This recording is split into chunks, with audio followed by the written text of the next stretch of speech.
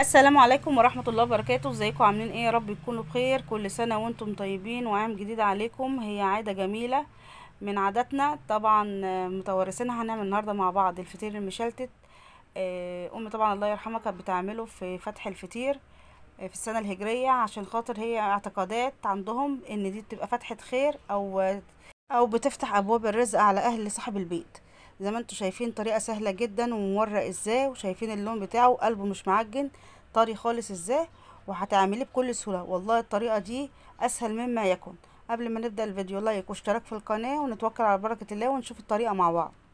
معانا هنا هو كيلو دقيق جميع الاستخدامات، اي دقيق عندك استخدميه. انا هنا مستخدمة دقيق استخراج 72%. زي ما انتم شايفين كيلو دقيق حطيت عليه معلقتين كبار سكر، نص معلقة صغيرة من الملح، دي بتبقى سنة. وهننزل عليه بالمية. المية طبعا من الحنفية عادية زي ما انتم شايفين، باخدها من الازازة كده ايه بعجن بيها. طبعا هتقولي لي مية قد ايه؟ كل دقيق بيفرق في المية. يعني في دقيق بياخد 4 كوبايات، في دقيق 2، في دقيق 5، حسب الدقيق ما بياخد. انا هنا طبعا بحط حبة حبة لغاية ما الاقي العجينة لمت معايا كلها وسابت ايه البولة اللي انا بدعك فيها. طبعا بنزل واحدة واحدة كده. هو بالظبط الدقيق بتاعي اخد 3 كوبايات مية. زي ما انتم شايفين العجينة في ايدي ولا طرية ولا قاسية، العجينة زي الملبن في ايدي بتاخد وتدي. طبعا انا قعدت ادعك فيها كده حوالي ربع ساعة، وبعد كده لميتها كلها. زي ما انتم شايفين نسيت اقول لكم ان انا حاطه مع الدقيق معلقتين زيت. زي ما انتم شايفين بعد ما لميتها كده والعجينه شايفين مش بتشقق ولا حاجه، طريه في ايدي. هسيبها ترتاح حوالي 10 دقايق ربع ساعه. لازم العجينه ترتاح بعد اللي احنا عملناه فيها ده خالص. طبعا بعد ما هسيبها ترتاح طبعا هوريكم الدقيق اللي انا استخدمته. انا استخدمت الدقيق ده اللي هو المعلب اللي هو لمتنا. عاوزه تجيبي سايب تجيبيه كده براحتك. انا استخدمت ده لجميع الاستخدامات استخراج 72%. هو حلو برضو مش وحش. زي ما انتم شايفين بالشكل ده. طبعا انا هنا سبتها ارتاحت حوالي ربع ساعة. كده كده الجو حر، العجينة ارتاحت على طول. هطلعها بالشكل ده وهفردها على الطبلية بقى، على الرخامة براحتك. اللي عايزة تفرديها هفرديها. طبعا انا هفردها على دقيق. انت حابة تفرديها بالسمنة بالزيت براحتك. انا هنا هفردها على الدقيق. الطريقة دي سهلة جدا. زي ما انتم شايفين بفرد رش الدقيق وبحط العجينة، وبقعد بالنشابة كده ايه افضل افرد فيها اوسع فيها. اهم حاجه تاخدي من جوه على بره، والاطراف اهم حاجه الاطراف عشان خاطر ما تعجنش معاكي وتبقى مكلكعه. طبعا انا هنا معايا سمنه بلدي. انت عايزه تستعملي بقى سمنه نباتي مع زيت او زيت مع سمنه براحتك. طبعا زي ما انتم شايفين بعد ما فردت العجينه خالص على الطبليه كلها، جبت السمنه وبفردها في قلب العجين كلها بالظبط زي طريقه الكرواسون. بفرد السمنه في قلب العجينه كلها بالشكل ده.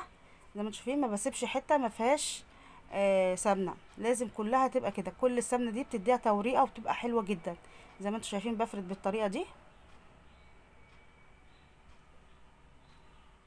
بعد ما خلصت خالص السمنه فردتها على العجين، همسك الاطراف بتاعتها بالشكل ده وافضل ابرم فيها بالظبط زي ما بعمل الرول او اسطوانه.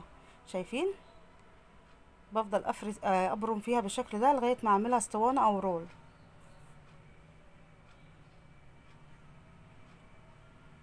بعد ما خلصت العجينه خالص وبرمتها بالشكل ده، وجبت الطرف الاخير عليها من قدام وقفلتها بالشكل ده. طبعا باخد بالاربع قراريط كده اهو، 4 صوابع، واروح جايه قطعها. طبعا انت حابه تعمليها في ترتين كبار او تعمليها 3 حسب الصينيه اللي عندك. انا هنا الصواني عندي اخدتها على 4. طبعا اديت لاختي 2 واديت لجيراننا وحبايبنا. طبعا او في اسهل من كده. احنا وصلنا لغايه كده مع بعض تمام. لو وصلت معايا لغايه هنا يشرفنا اللايك بتاعك. زي ما انتم شايفين بعد ما عملته كده خالص اروح جايه مبططاه كده شويه. شايفين من جوه عامل ازاي؟ التوريقه بتاعته دي هتبقى ما شاء الله الله اكبر. هنوليها لكم في الاخر. او بعد كده اروح جايه ماسكاها لفاها بالظبط زي السويس رول.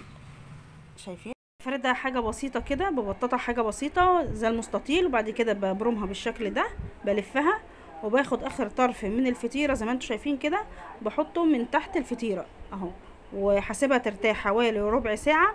عشان خاطر لو انا فردتها على الوضع ده هتلم معايا وهتكش في قلب الصينية. فطبعا هسيبها ترتاح حوالي ربع ساعة.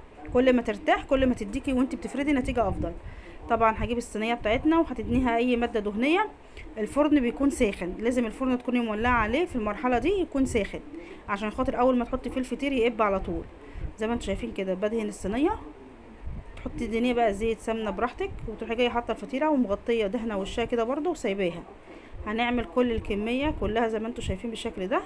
طبعا انا حطيت اول واحده، هعمل التانية والتالتة برده مع بعض وهوريهم لكم في الاخر اهو. زي ما انتم شايفين ادي عملتهم خلصتهم اهو ودهنتها وسبتها. ودي برده هفرد معاكم واحده برده اوريها لكم هي لما ارتاحت بتفرد ازاي بكل سهوله، وهتاخد الصينيه كلها. كل ما تكونش مفروده اخدت راحتها بتلم تاني من الصينيه زي ما انتم شايفين. دي اول واحده بدأت بيها. شايفين كل ما افرد ازاي بتروح وتيجي معايا بكل سهوله. هوريكم بقى واحده تانية كل ما ادوس عليها وافردها بتفرد وبعد كده تلم تاني تكش. ادي كده خلصت اهي. بصوا دي بقى، وبدهن من وشها حاجه بسيطه كده وهدخلها الفرن اهو. شايفين دي بقى عشان لسه ما كانتش ارتاحت، دي اخر واحده خلصتها فما كانتش لسه ارتاحت. شايفين كل ما ادوس عليها بتلم الاحرف بتاعتها تاني ازاي. طبعا ولعت الفرن على درجه حراره متوسطه، دخلتها كده شايفين قبت ازاي. لو انت عندك الفرن شغال فوق وتحت هيحمر على طول تطلعيه. طبعا انا هنا عندي شغال تحت بس، هياخد لون من تحت وبعد كده بفتح عليه الشوايه وما تخلي بالك منه على طول ياخد اللون الذهبي زي ما انتم شايفين وتطلعيه وبالف هنا. طبعا انا بحب احلى حاجه فيه القرمشه بتاعته دي بيبقى تحفه. شايفين دي كمان لونها عامل ازاي وطري جدا من فوق ومن تحت. هنشوف مع بعض برضو التوريقه بتاعته بتبقى حلوه جدا.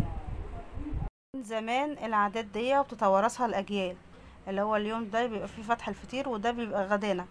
طبعا بتاكليه مع قشطه مع عسل ابيض او عسل اسود، مش جبنه قديمه، اي حاجه بتاكليها معاه. هنشوف مع بعض برضو اسهل حاجه للفطير توصيه بالمقص ما بيهدرش منه حاجه.